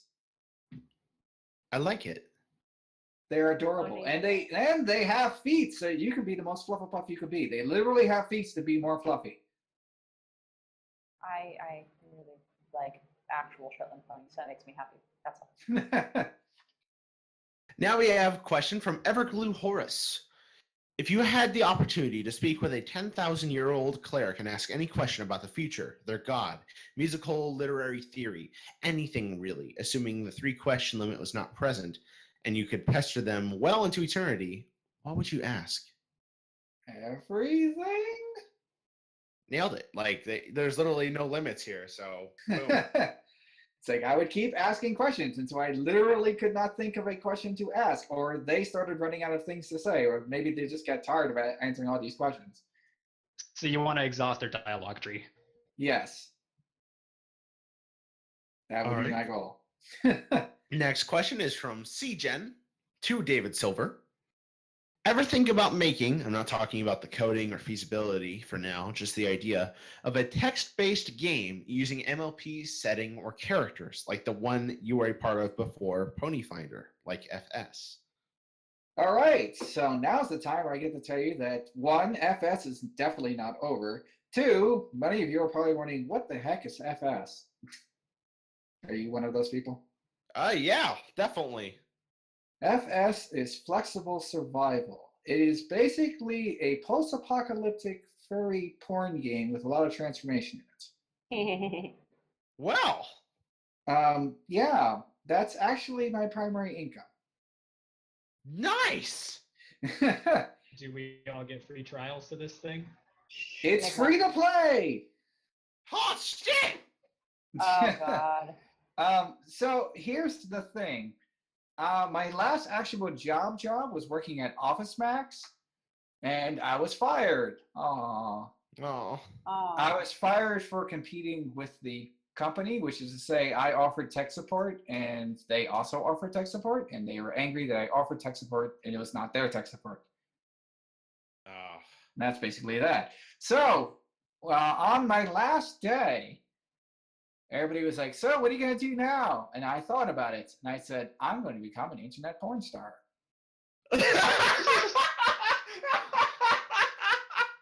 And everyone sort of laughed nervously. I walked out, and then I did that. And that's what I did. That's exactly what I did. Congratulations. You did a good thing. You're doing God's work or the opposite thereof. One of the two. I can't decide. One of the two. Okay. I'm so proud of you. Can we say now that we've had a porn star on the cast? You can say that. Although I'm a really rare type of one because I'm a text-based porn star, so that's weird. I like it. Yeah. Okay, but for that actual question though, am I considering making interactive fiction for Ponyfinder? I had not considered that. I'm not sure how popular it would be. It would certainly be a lot of effort. That's for sure. Banned from Equestria. What's that? Banned from Equestria. It's something kind of Oh similar. yeah. But I know that one. Yeah, I know what he's talking about. Yeah. Oh, actually, he says using MLP's setting. Nope. I would not do it with MLP's setting or characters. I'm not going to put in that much effort into something that doesn't actually belong to me. Fair. So, no, if I was going to make a game like that, it would be Ponyfinder. And then he has another question. On the topic of games, we all know you're a TTRPG player, but do you play video games? If so, what game has your favorite story or lore? Undertale, pretty much? Well, no, I said that one has a really good end my fight. bad. Favorite story or lore? I'm going to go with Dark Souls on this one because, oh my god, there's so much. The adventure there just like never really ends. And if you start like looking around at people's theories and things, that rabbit hole has no bottom. You're Tarkus. You're Tarkus. You okay there, Enigma? It sounds like you just had a stroke. Really, you didn't get it, David? Don't encourage him. It's fine. All right, next questions. Now we're going to questions from Shakespeare Cleese, which is not a placeholder. Screw off. Speaking of gaming, question number 1 to David's liver. So, how about that Tales of Equestria game coming out? Well, here's the thing about Tales of Equestria. I will tell you an interesting tale because I think you guys all want interesting tales. Is it a tale of adventure? How did you know? I was actually getting to that. Yay! So here's the thing. I actually reached out to Tales of Equestria asking them if I could give them a hand with anything because, I already did the pony role-playing thing. And they were like, oh, hey, we're looking for people who can write adventures. And I was like, what? An adventure? I could totally write that. I'm going to write the hell out of this adventure.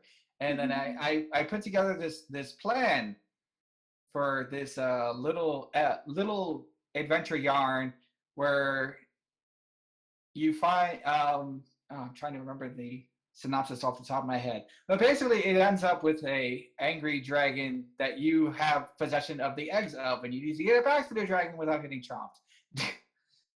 That was the idea. They said they liked it, but they basically stopped contacting me after they said that they liked it. And it's like, oh, okay. And then it just kind of came out, and it's like, well, I guess you didn't really need me. Whatever. In terms of what I think of the game itself, it is a game that is written very specifically for the target audience. I'm using quotes here, you can't see it, but the target audience. It is written for small children.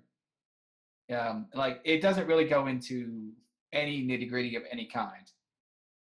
I see. Now, here's the thing I like about Ponyfinder. Is that it can work with little kids too, and it can work with big kids. It can even work with people like me, who probably should be institutionalized. But it works for everyone. I like it. Hey, every once in a while I get like a message from somebody. Oh man, I play this with my kids. They love it. No, that makes me happy. Yay! He follows up by asking, "Do you think you had a hand in inspiring Tales of Equestria?" I don't know. I mean, it's possible that they saw Ponyfinder was a thing and they said, hey, man, we should get in on this. And then they reached out to Hasbro and made that happen. But I can't really say one way or the other. There's really no way to know. There is no way to know. Right, of course. Question number 2. As the maker of a Pony D&D game, did Ponyfinder get in the game feel meta, even for a displaced-ish story? That game was meta as hell. That story was meta as hell. As in, literally, I based several of the characters in that story off of people I was literally playing in real life with at that time. Wow. I mean, that was as meta as it could possibly be. The person who was kind of a jerk in the story was also a person who can sometimes be trying in real life. He was not amused by his production, but I did it anyway. I'm not sorry. Oh, no. Don't be sorry, dude. All right, number 3. Do you plan on writing another Ponyfinder story? Perhaps one's playing with ponies playing D&D, or perhaps ponies playing D&D and getting the D. Okay, now see, I have written several Ponyfinder / MLP crossovers where the various MLP characters end up in the Ponyfinder world getting into trouble. In fact, that was the first story I wrote on Finfic, which was A Dangerous Sparkle. That was yes. That was literally Twilight Sparkle. Biggs does magic wrong because Twilight Sparkle can do that and ends up in Everglow. And what's the first thing that happens? She gets captured by orcs and she's turned into a slave. Don't worry, it gets better from there. That adventure was long and harrowing. Did I mention that there's a part where Fluttershy gets tortured? I'm down. Good! Good! By the way, that story is almost universally panned by reviewers because they say the beginning of it is, you're talking too much about the world. Get to the actual election part. It's like, I wrote it because I wrote it. It is what it is. Right? What makes you happy, man? Yeah. There you go. Number 4. Do you like to do the other kind of role playing? Winky face. Well, funny thing, my life has changed. I used to do the other kind of role playing, especially since I ran games like I just finished describing before. Yeah. I could happily roleplay on that anytime I wanted to, and I used to want to, but these days, not so much. Oh God, I'm getting old. We're talking about vanilla. Oh God. We're talking about you LARPing, like right? holding hands. If I had anyone's hands to hold, forever alone. We're talking about LARPing, right? And then we'll go back to the innocent quarter. I'm talking about like internet role playing. Yeah. That's what we're talking about. That's definitely what we're talking about. Enigma just has never had any of that, so he doesn't even understand how to fathom it. Don't worry. Fair enough. Now we have questions from Bendy. What would happen to a weight scale if Princess Celestia sat on it? Now, of course, that would depend on which particular headcanon you're playing with. I'm pretty sure if this was like a show's Princess Celestia, we would then find out what her weight is. Her weight is exactly 40 cakes. And that's bad. Terrible. The word is that's terrible. Oh my God. Oh. Come on, get your meme right. What gun would you use to massage an OP overpowered pony? I would use the most deadliest gun of all. Stories. Criticism? No, I wouldn't even criticize them. I would make them actually have to face challenges that make them grow as a person and actually have some sort of dimension beyond the flat object that they begin as. Nicely done. All right, next question. What Planetside 2 faction would you use to massage your giant overpowered pony? I don't play that game. I tried it once. I mentioned I'm pretty bad at FPSs. Next. What melee weapon would you use to massage your OP pony? I feel like I answered this with the first one. Yeah, I kind of agree with that. I like the idea that, no, I really like the idea that stories are a melee weapon. I'd like to keep that in my head forever. There you go. Could you lift the sun? No, I'm pretty sure I only rate a 2 or a 3 on the scale that only people who actually read my stories understands.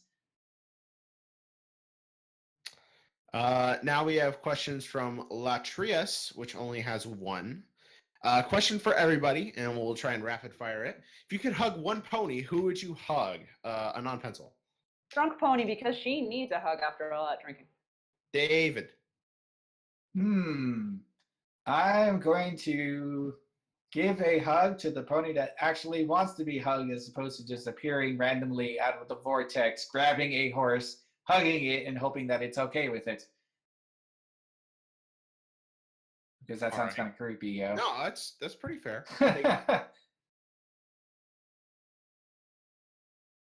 Enigma. What was the question? Oh, pony who hug? Octavia. Yay!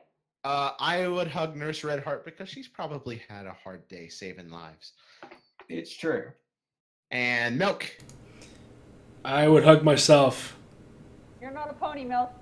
Today I'm a pony because I wanted a hug, damn it. Aww. Okay. Milk gets pony hugs. We all give. I changed my answer. Milk is best pony. Milk gets a hug from me. See, I saved my hug for just such an emergency. You have said you want a hug, you get a hug. Everyone Break hugs Milk. Break glass in case of hug. Everyone hugs Milk. This is so circle jerky even for us. Let's move on. This is creepy. Keep going. I'm apparently being a very bad influence. You guys are supposed to be so angry, and I'm making everybody nice. I know, we're so nice. It's the nicest we've ever been to each other. I haven't told Enigma he's shit. I've sworn at him, but I haven't told him he's shit. Like, you're actually making us not that bad. I'm really horrified. I'm doing my part. Ugh. Now we have a question from Uitol. Is Ponyfile? Well, that's gonna stick with me for the rest of my days. Is Ponyfinder actually any good for adventures? Would you recommend to buy it to someone who plays Pathfinder Adventures? Okay, the phrasing on that is a little concerning. Not native language. What you're saying, I think what they're asking is, do they work with adventure paths for Pathfinder? To which my answer was, I gave a story, I think it's maybe an hour ago now, where I was literally playing Mummy's Mask, which is a Paizo official adventure path, except everybody was, a pony or griffin or other weird creature. And it works just fine, because it's designed to work like that from the ground up. So yes. All right. Where can I get the 5th edition version of Ponyfinder? You will want to go to Drive-Thru RPG, and then it will be there, because we totally have the 5th edition one. That's the latest great big book that we have put out. You want it. Well, I mean, if you play 5th edition, you want it. So yeah. You want it. No, you're right. You want it. Everybody wants it. It's fine. Are you going to be selling copies of the book at BronyCon? Oh, of course I'm going to. Yes. We'll As if see you there. even had to ask that. Well, no, I think it's just a very opportune time, because I could totally imagine that some people would be interested in hearing 4 people try out your system. Hooray! Just so you throwing. should come find me Don't. at BronyCon, which I hear is not 100% Brony anymore, but I'm still going to be there. All right, next Kind of a question. weird thing. How fast does a Pegasus fly? 30 feet or 60 feet? 30 feet. All right. What are good And, arguments for Ponyfinder so I can convince my group to play Ponyfinder Adventures? The simplest one is that they're not going to play Ponyfinder Adventures. They're going to play Pathfinder, and you're going to just happen to be playing a pony in that game, and everybody else is going to play a human or a dwarf or an elf or whatever, and the game will continue just as it always did. Just, you have a tail, and that makes you better. All right, next question. Just that. How is shipping of the book to the EU so I can have new adventures with Ponyfinder? I can totally send things to you in the EU. You can either grab it directly from Drive-Thru RPG, or if you come to me directly, then I will happily send things over. I will send things to any part of the world. I have many happy customers who play in Australia, and I happily get it to them. I don't care where you are. If you give me the money, the book is yours. On a related question, just because we're talking about this, Talk Jack wants to know, is there an Anon race? I have not made an Anon race because I'm pretty sure I would lose what little credit I have as a role-playing, a indie developer if I actually made the Anon race. Just saying. Pretty sure you just make a human that has green skin. Done. And you can pick up the fedora. I mean, if that's all it takes, I think we already have races like that.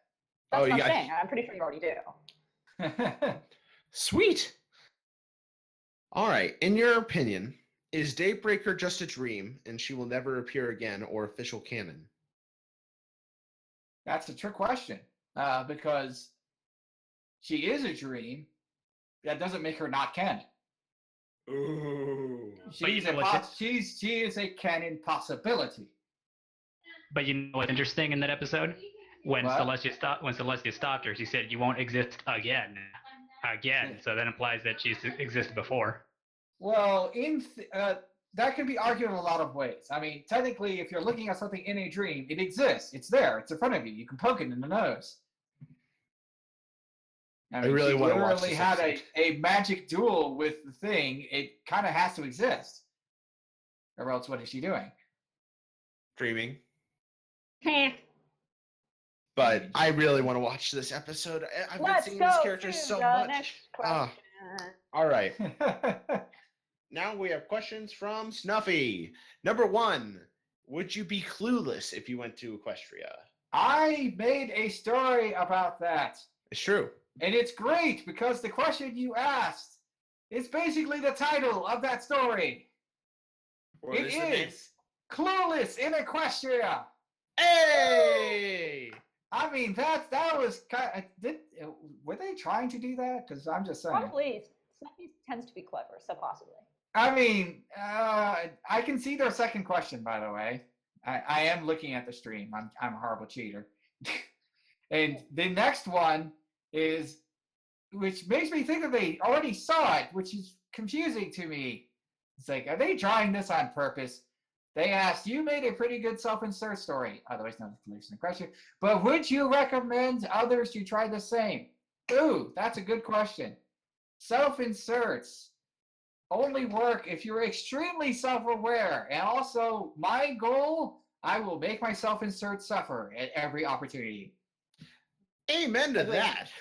Oh, no, absolutely. I have only 2 self-insert fics in my repertoire, and both of them are just depressing as fuck. Oh, no, mine's not. Oh, I guess that depends. I mean, my poor self-insert, I have put him through a lot, but he has gotten a lot of things. At the end of the day, he's gotten what you'd expect a self-insert to eventually get. He still gets his butt kicked all over the place. That's exactly what every self-insert wants. So there you go. To get their butt kicked? Yes, moving on. Well, Anyway. Why do you even bother with choose your own adventure stories? That's mean. I don't. That question confuses me. I mean, are we talking about like the legitimacy of the genre? Because choose your own adventure books are still selling lots of copies, last I checked. In terms of why I do it on FimFic, I love dealing with my readers. So choose your own adventure gives the most direct way. Here are different ways this story could go. Choose one. And then they choose one. And then that's the next chapter. And I say, all right, here are some more options. Choose one. They choose one. And then we go forward from there. And I have told several choose your own adventures. I think I've done 2. And they were both a blast. I had so much fun with them. All right, next question. In how many ways can you ask the readers if there are any typos? If I run out of them, that itself will be a typo. How many tip pass do we have? You know, I have not typoed that particular typo yet. Well, there you go. Now you got a new one. The adventure continues. Are you enjoying season 7 so far? Yes. No, I mean, you could just say, do I like all the episodes? But I like most of them. Next question. Would you eat a cream pie baked by Sugar Bell? I'm blinking. I feel like there's innuendo here, but I just don't get it. Well, you're on this podcast, so there probably is. I'm not aware, but still. I remember she was leaning over the counter yelling, "Oh, I could all cream pies here." No. But I mean, ultimately, if a colorful pony showed up and said, "I have a pie for you," I'd be like, "This is the best thing ever." I would be with you until they said it's a cream pie. I would be like, okay. Are you coming on questions. to me? I have some questions. No, I'm pretty sure the first answer would still be yes. Awesome. Pencil, will those questions be, is anything of yours in this? And their answer would be yes, love. And then I would have to say, okay, define love. You see, if you ask too many questions, you'll scare the pony away, and I don't want to do that. Letting him leave? Okay. Number 7. Hasbro. Buy, sell, or hold? I admit I'm confused. Yeah, like, do you mean like Hasbro stock, I guess? Yes. I would probably go with. Well, here's what I would do. I would look them up really quickly on Google. Just be very blunt. Just be very simple. Buy, sell the day of the premiere of the My Little Pony movie, because that's how it's going to be.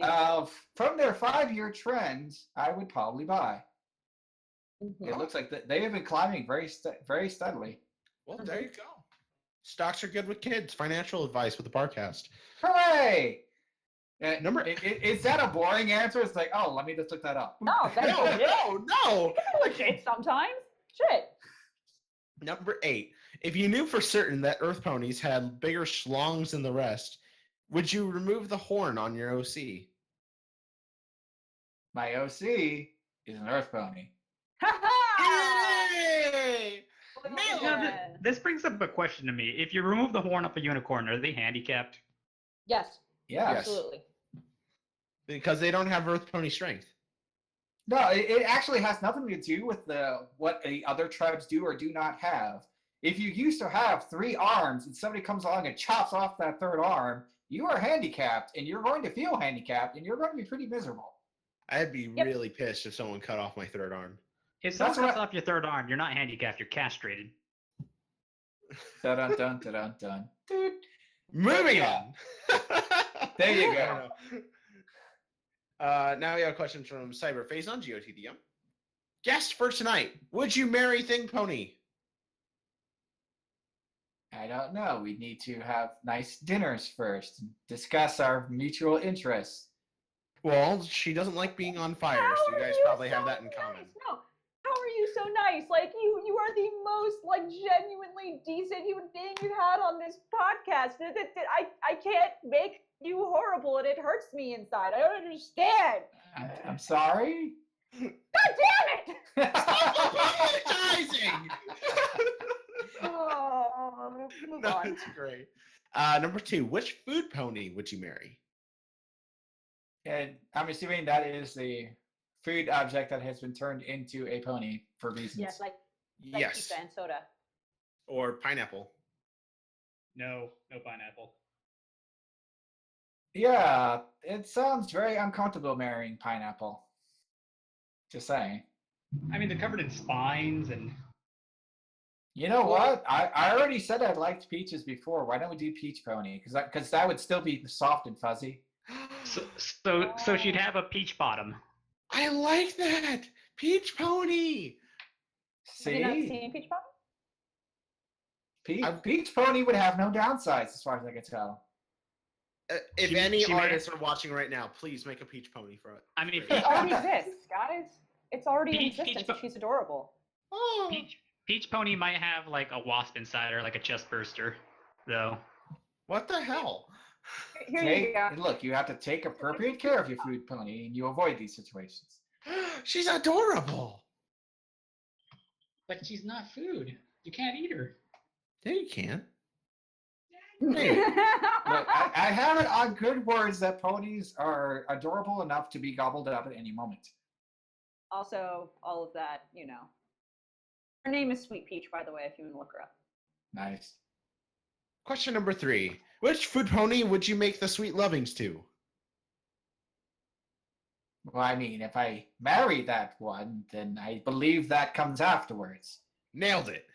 I mean, the pony. Never mind. Moving on. I mean, it would be kind of rude to marry that one and then go off to find a different food pony. I mean, what the heck? It's true. Number 4. You are forced to go out with a double dinner date with 2 different food ponies. Would you go out with pizza pone and soda pone, pasta pone and wine pone, or French fry pony and burger pony? Look, this person is clearly very hungry. Yes. And I have a feeling that they need just a couple of dollars to go grab something. But let's see here. So I have to choose one of these 3 options. I don't know. Soda Pone feels like she would burp in the middle of things. Oh, she A does. little. She burps a lot. Nice. She's always busy too. No, I think French fries pony and burger pony would probably be fun to hang out with. Hey, I like it. Because wine pony would just throw up all the time. Does she have- Hey, that's fair. Does Burger Pony have like pickles for tongue? Fucking Enigma, how? What? It's a SpongeBob reference, the pickles episode. I get it. No, and I it don't makes care. me No, hold on. This is a good opportunity for me. I need this. Please let me have this. go. Okay, Yes. Enigma. The fact that you would have pickles, let me speak clear, pickles, not pickle, for a tongue, is horrifying in every imaginable way. The fact that this is the way you waste your imagination is horrifying to me. You could do any other thing. You could do so many other things with your life. Instead, you're like, hey, I wonder if Burger Pony has pickle tongues. So you know what the fuck, Enigma? You are the biggest waste of space I've ever known, and you've proved it once again in front of everyone. My imagine is great. I added tits on dragons. Thank you. Your imagine is great. Got it. We're good. Oh, my good aura has limits. It's fine. Got Just it. Enigma Figure it does out. that to Uh-oh. people. Ah. But we've only got about 9 minutes left, so let's push on through. We've got a bunch of questions still, so let's see what we can get done. Number 5, what's the worst character on My Little Pony Friendship is Magic? Worst character that I know. How about the Justin Bieber singer, Pony? Yay! I'm happy I haven't seen that yet. Moving on. Number 6, what old shows were or are still favorite from your childhood and teen years? Okay, I'm thinking.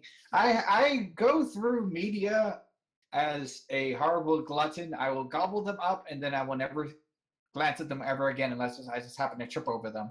And I will just look for more content to devour. Oh no! I watched the Disney Afternoon as a child for many years. I loved it so much. I loved every show that was in it. Fair. I'm going to shorten this one a little bit. Have you seen E3, and is there anything that caught your interest or you have hope for? I generally don't pay much attention to E3 because they hype, and then it comes out and you realize that they were lying.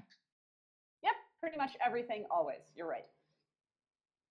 Number 7, if you wanted to get any 2 guns from real life in some game, movie, show, or whatever, what would it be? And what vehicle would you choose?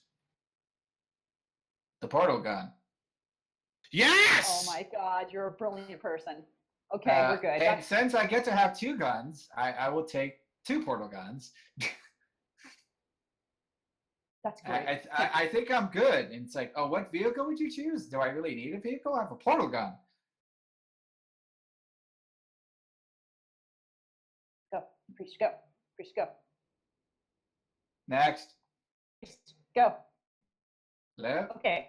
Priest is dead. I got it. The next one is, you said the character you would like from old generations of MLP. What about Grogar? Do you know who Grogar is? Oh, God. No. Then you're fine. I'm happy to go on to the next question. The next one is, I like this question. Would you write the world's worst displaced story for a lifetime supply of potatoes? Nope. I try to keep my carbs down. Oh, but potatoes. I'm sorry, I'm very Irish and Scottish, so I'm like. Questions for everyone. If you could marry a pony, who would you marry? Let's start with our guest. Oh, okay. Now, who would I marry? Let's see. Somebody who would not be driven crazy by my annoying habits. Who would that be?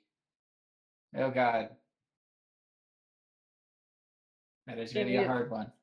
Do you need us to come back to you? I'm pretty sure I already know who Enigma's going to choose. Sure. Hey, Enigma, who'd you marry?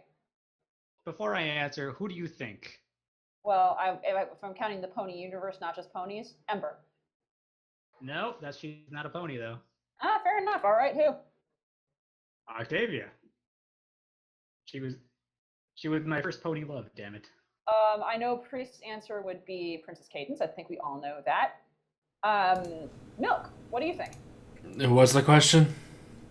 What pony you marry? Which one can I fuck first? You can fuck as many as you want first. Then I'm marrying them all.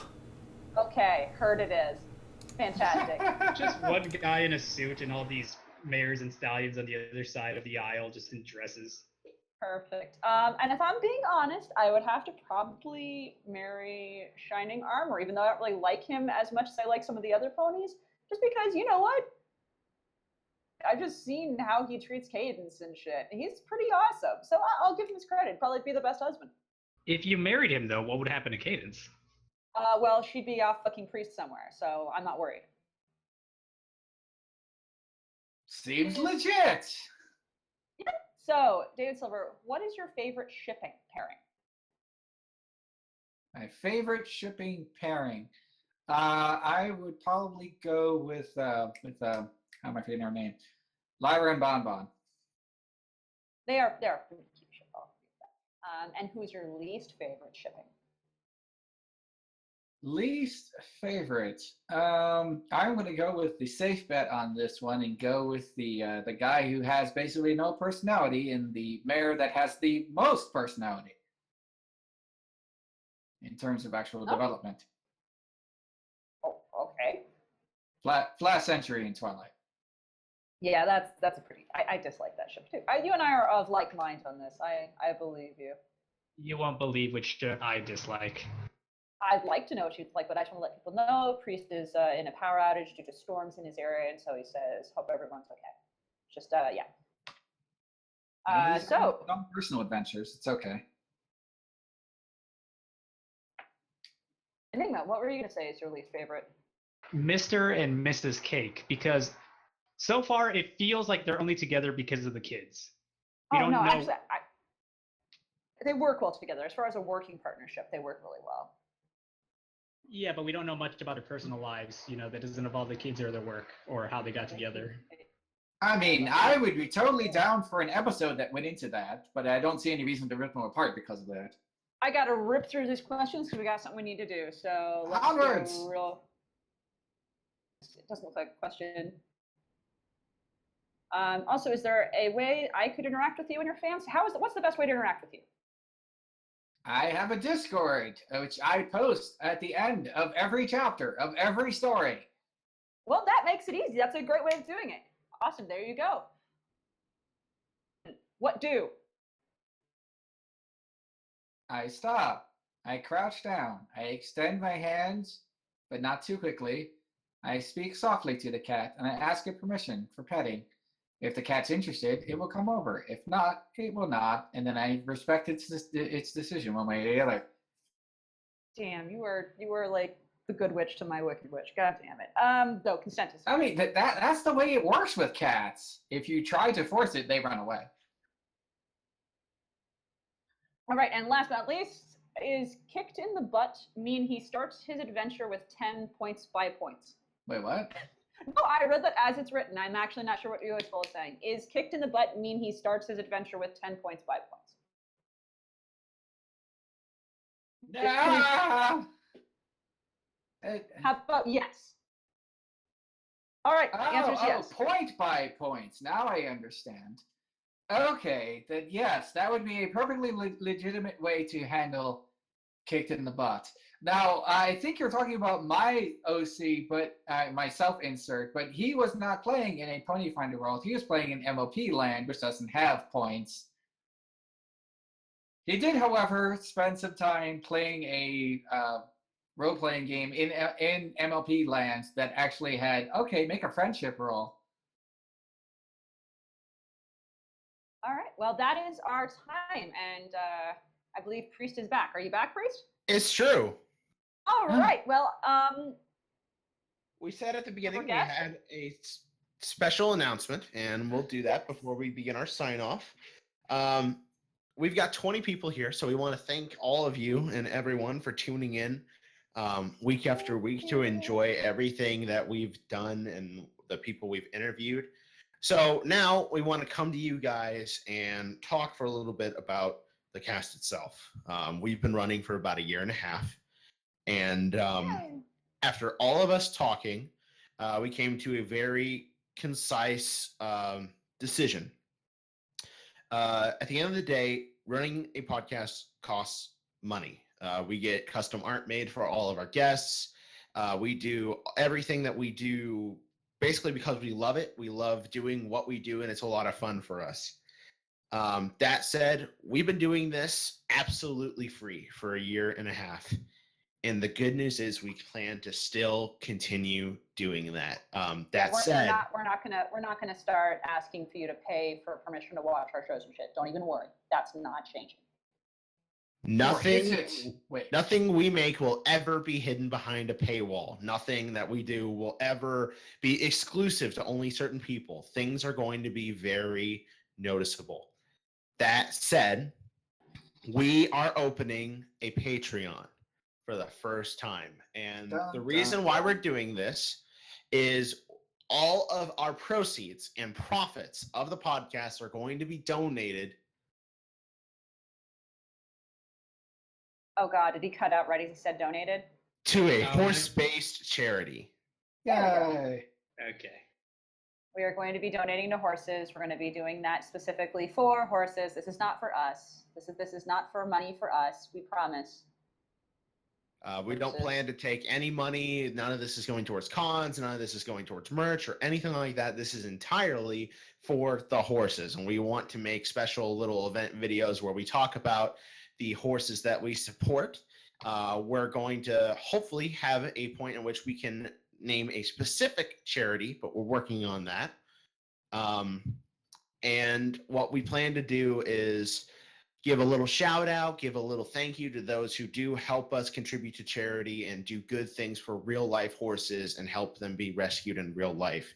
It's our little way of trying to give back to the community as a whole, not just to you guys, not just to the fandom, but real horses, something that I think we can all agree are awesome. That being said, I think we can make a post about that. We can give you a little bit more information about it later. Check the Barcast group and we will give you more info. You make me feel guilty. Yay! Now you know how I felt. Oh, cash, motherfucker. So, that said, thank you for enjoying this edition of the Barcast. We hope you enjoyed it. Your bartenders for this evening were Anon Pencil. I love horses! Enigmatic Otaku. She loves being covered in mud. Milk. I'm not dead.